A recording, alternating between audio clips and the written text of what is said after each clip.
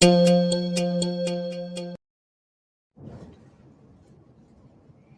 ，Jane，你喺度寫緊啲乜嘢啊？點解皺晒眉頭咁嘅？冇，我喺度寫緊份持久授權書。最近我有個同學突然間過咗身，佢之前因為冇訂立持久授權書，搞到冇人照顧佢哋嘅父母。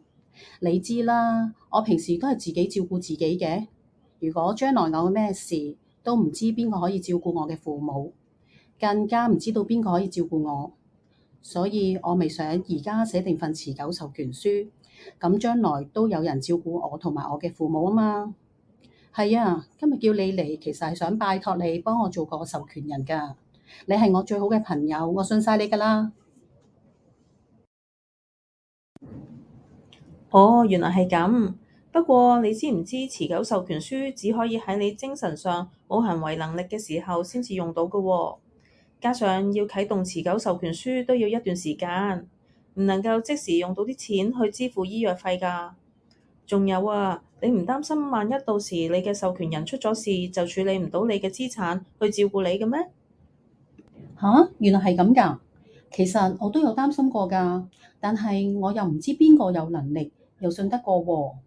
我又怕到時人哋對我嘅事唔係樣樣上心，所以我好想揾你幫手啊。哦，咁不如你而家制定份信託啦。信託公司係由法例監管，而且有專門幫有需要嘅人去計劃同管理佢哋嘅資產。揾信託公司幫手，你起碼唔使擔心我會唔會早過你出事，而又冇人照顧你啦。信託係咩嚟㗎？聽落又好似好複雜咁。我係過來人，呢啲你問我就啱啦。信託就係你可以將自己嘅資產放入自己嘅信託度，包括你嘅保單、流動資產同你間屋等等。之後信託公司就會幫你管理你嘅資產，當中你亦可以分配信託入邊嘅資金，同制定一啲你要求嘅條文，例如邊個係你資產嘅受益人，嗰個受益人可以分配到幾多資產。將來身體唔舒服，邊間醫療機構去照顧你？之後信託公司就會按照你嘅意願去執行。係喎，你仲可以喺信託度講明你嘅資產要點樣做投資添。原來信託公司咁好㗎，即係話我一旦訂立咗信託，我就有權選擇將我嘅資產分配俾邊個，又可以安排定邊個照顧我同我嘅父母。係啊，而且而家癌症病發有年輕化嘅跡象，所以好多人都開始做財富同養老規劃㗎啦。你知啦，萬一你病咗，你就需要俾好多錢出嚟醫病，好似治療費同醫藥費咁。而且當你啱啱接受完治療，你都冇心機時間打掃屋企啦，仲要揾人照顧你起居飲食添，所以之後嘅照顧費都唔細㗎。但係有咗信託公司嘅幫忙，你就唔使四處頻撲揾人幫手啦。而且佢哋亦都幫你計好晒醫療費用，安排好醫療服務，等你唔使擔心會超出預算。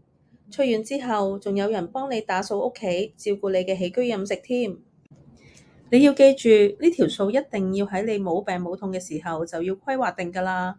千祈唔好覺得自己有需要嘅時候先至嚟做規劃。好多人以為自己點會咁好彩有事啊？點知到自己有事冇自理能力嘅時候，就嚟唔切制定信託啦。你講得好啱啊！你就醒啦，咁早就制定咗信託，完全冇後顧之憂。咁我都要盡快制定翻一份信託先。係呢？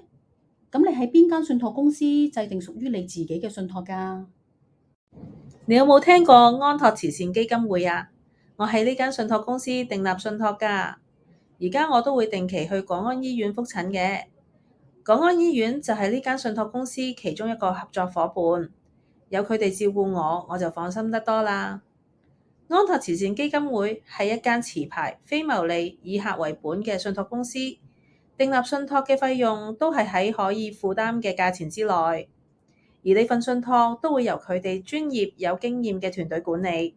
如果你有興趣，都可以參加佢哋定期搞嘅分享會，了解一下㗎。好啊，等我考慮下先。